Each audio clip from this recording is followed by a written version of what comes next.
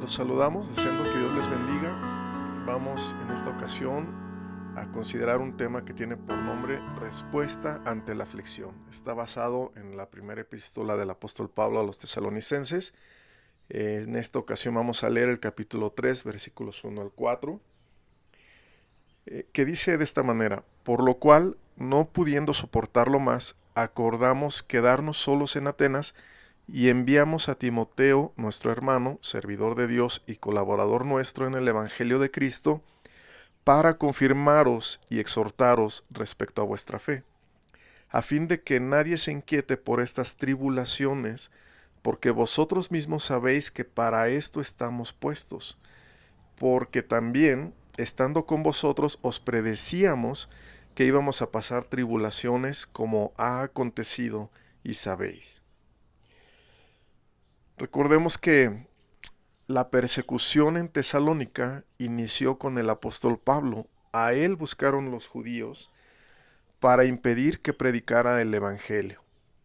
El apóstol entonces pasó de Tesalónica a Berea. La iglesia lo llevó hacia allá para protegerlo. Y después de Berea lo llevaron a Atenas, porque también en Berea lo estaban persiguiendo los judíos. Ahí en Atenas la Biblia dice que el apóstol Pablo estaba esperando a sus dos colaboradores, a Silas y a Timoteo. En Hechos 17, versículo 15 dice: y los que se habían encargado de conducir a Pablo le llevaron a Atenas, y habiendo recibido orden para Silas y Timoteo, los colaboradores, de que viniesen a él lo más pronto que pudiesen, entonces salieron. Así que el apóstol Pablo estaba esperando a sus colaboradores en Atenas para continuar con su viaje misionero. Pero allí en Atenas, el apóstol fue enterado de que la aflicción que había iniciado con él, la persecución, se había extendido a toda la iglesia de Tesalónica, a los nuevos creyentes. Ya no solo los judíos lo habían perseguido a él, sino que ahora estaban eh, afligiendo al resto de los hermanos. Y entonces él escribe esto: por lo cual, no pudiendo soportarlo más, acordamos quedarnos solos en Atenas. Y enviamos a Timoteo, nuestro hermano, servidor de Dios y colaborador nuestro en el Evangelio de Cristo. Y esta expresión, no pudiendo soportarlo más, se refiere a una intranquilidad del alma que llegó a ser fuerte y llevó al apóstol Pablo a tomar una decisión, aunque esa decisión iba en contra de lo que él deseaba o anhelaba en el ministerio.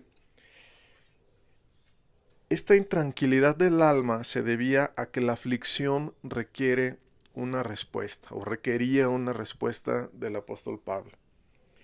Pero no toda respuesta es correcta, y esto es algo que debemos considerar en la Biblia, aprender cada uno de nosotros en la Biblia, que la aflicción que nos rodea o la aflicción que viene a nosotros verdaderamente requiere una respuesta de nuestra parte, pero no todas las respuestas son correctas. Por eso debemos ver lo que hizo el apóstol Pablo. Él dice que enviaron a Timoteo para confirmar y para exhortar respecto a la fe de la iglesia, a fin de que nadie se inquietara por esas tribulaciones. La respuesta correcta ante la aflicción tiene que ver con la confirmación de nuestra vida en la fe de Cristo, en la fe del Evangelio. Veamos que la respuesta ante la aflicción no fue la indiferencia. El apóstol Pablo tuvo que tomar una decisión ante lo que estaba pasando en la iglesia.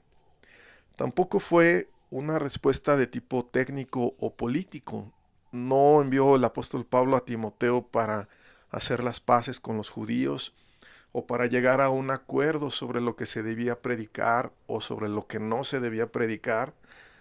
No envió a Timoteo para generar un ambiente ecuménico en donde cualquier creencia iba a respetar al resto, sino que tenía que ser guardada la fe y la predicación. Entonces la respuesta ante la aflicción fue precisamente la confirmación de la iglesia en la fe que ellos habían recibido por medio del Evangelio. Dice en la lectura que hicimos, a fin de que nadie se inquiete por estas tribulaciones, porque vosotros mismos sabéis que para esto estamos puestos, porque también estando con vosotros os predecíamos que íbamos a pasar tribulaciones, como ha acontecido y sabéis. Este era el propósito del apóstol Pablo de enviar a Timoteo. ¿Por qué es importante que haya una respuesta correcta ante la aflicción que podemos enfrentar nosotros o que puede enfrentar alguien cercano a nosotros? Bueno, porque somos más vulnerables cuando estamos siendo afligidos, somos más vulnerables a pensamientos erróneos. Dice el Salmo 42:3, fueron mis lágrimas, mi pan de día y de noche, mientras me dicen todos los días, ¿dónde está tu Dios? ¿Dónde está tu Dios? La aflicción verdaderamente demanda o requiere una respuesta, porque el acusador de nuestras almas o porque las personas alrededor de nosotros pueden hacer estas preguntas. ¿Dónde está tu Dios? También hay otro salmo en donde en esta ocasión el salmista dice, por poco resbalaron mis pasos, porque tuve envidia de los arrogantes, viendo la prosperidad de los impíos, porque no tienen congojas por su muerte, pues su vigor está entero. No pasan trabajos como los otros mortales, ni son azotados como los demás hombres. ¿Cuál era la situación que enfrentaba aquí el salmista que escribe en el Salmo 23? Que estaba siendo tentado a actuar como los impíos para no padecer viviendo como justo. Es una decisión entre la aflicción y la impiedad o el pecado. Una decisión entre la aflicción o la iniquidad. Verdaderamente la aflicción requiere una respuesta, pero requiere que sea una respuesta correcta. Veamos cómo la respuesta correcta ante la aflicción tiene que ver siempre con la confirmación de nuestra vida en la fe.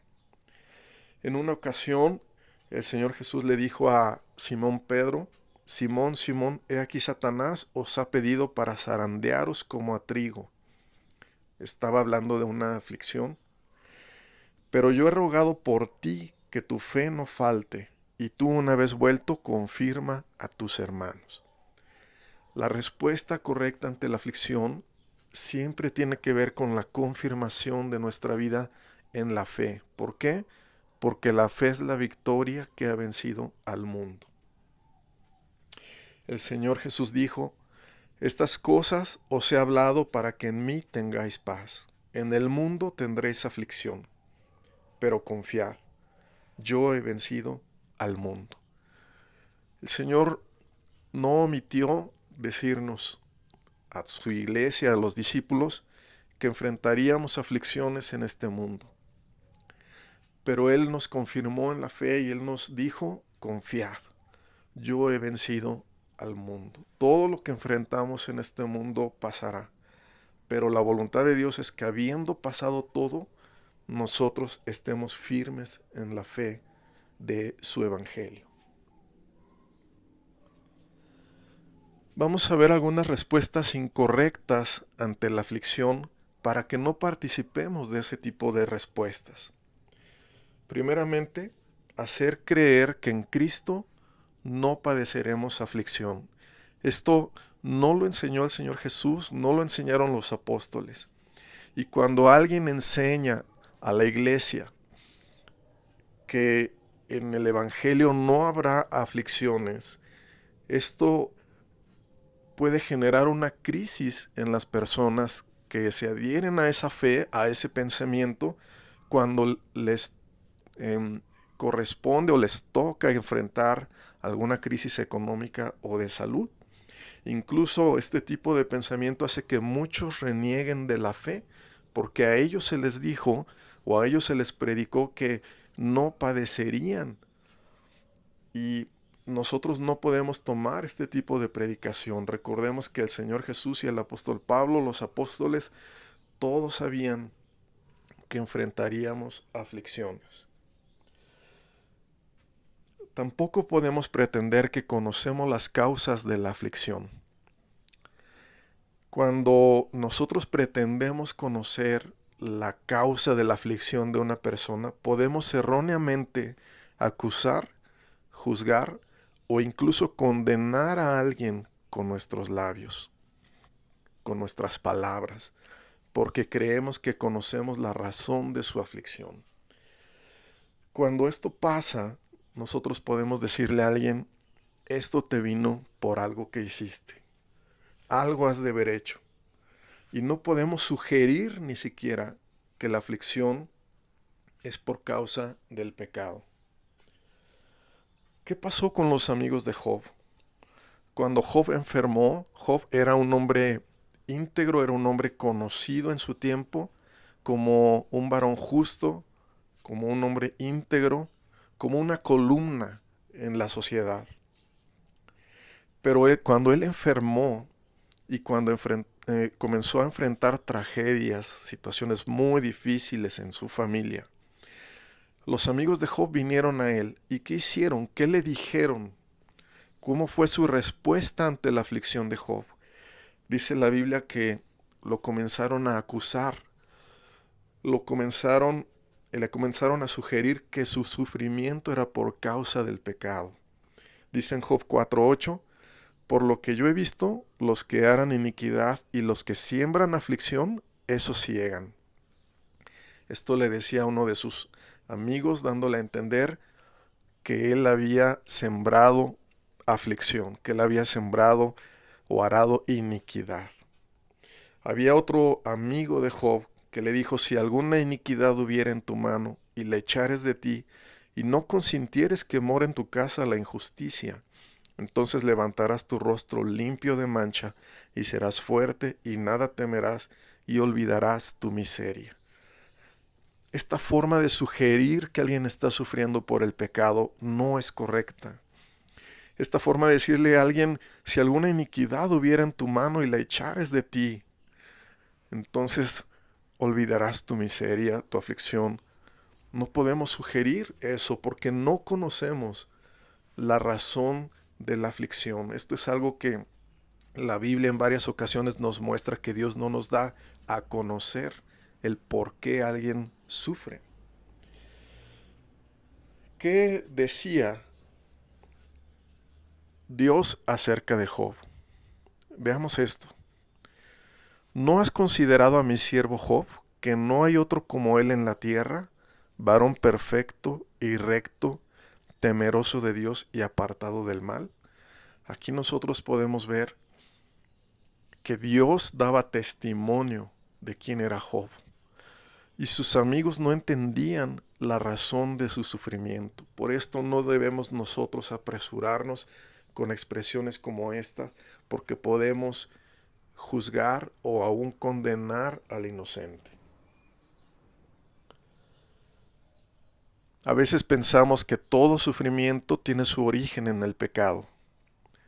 Y así pensaban también los judíos y los discípulos del Señor. En una ocasión, viendo ellos a un hombre ciego de nacimiento, dice la Biblia que le preguntaron los discípulos al Señor, Rabí, ¿quién pecó, este o sus padres, para que haya nacido ciego? Respondió Jesús, no es que pecó este ni sus padres, sino para que las obras de Dios se manifiesten en él. Tan solo la pregunta de los discípulos nos hace entender que nosotros no conocemos el origen o la causa de la aflicción de alguien, sea enfermedad, sea una situación económica. No nos corresponde a nosotros sugerir que fue por el pecado. Pero el Señor dijo, sino para que las obras de Dios se manifiesten en él. El Señor sanó a este hombre. El Señor nos guía siempre a la confirmación de la fe en el Evangelio, a la obra de Dios. Por esto la respuesta ante la aflicción siempre va a ser para nosotros y para nuestros cercanos la confirmación de la fe en el Evangelio. Debemos ser confirmados en esa fe. Para eso el apóstol Pablo envió a Timoteo a Tesalónica. no para decirles que ya no sufrirían, sino para confirmarlos en una fe que ha vencido al mundo, en una fe que nos permitirá entrar un día victoriosos con Cristo por la eternidad. Por esto también el apóstol Pedro escribió a la Iglesia Universal y le dijo: mas el Dios de toda gracia, que nos llamó a su gloria eterna en Jesucristo, después que hayáis padecido un poco de tiempo, Él mismo os perfeccione, afirme, fortalezca y establezca. Este es el propósito de Dios y esta es la respuesta que Dios quiere que tengamos. No una respuesta de indiferencia, no una respuesta errónea, no promesas que no son ciertas que el Señor no hizo, sino una respuesta que tenga que ver con la confirmación de la fe, que en todo momento Cristo Jesús va a estar con nosotros hasta el final. Por esto vamos a pedirle al Señor que Él nos conduzca en medio de este tiempo que ahora vivimos. El Señor les bendiga. Hace Dios de toda gracia, que nos llamó a su gloria eterna, os perfeccione y afirme, fortalece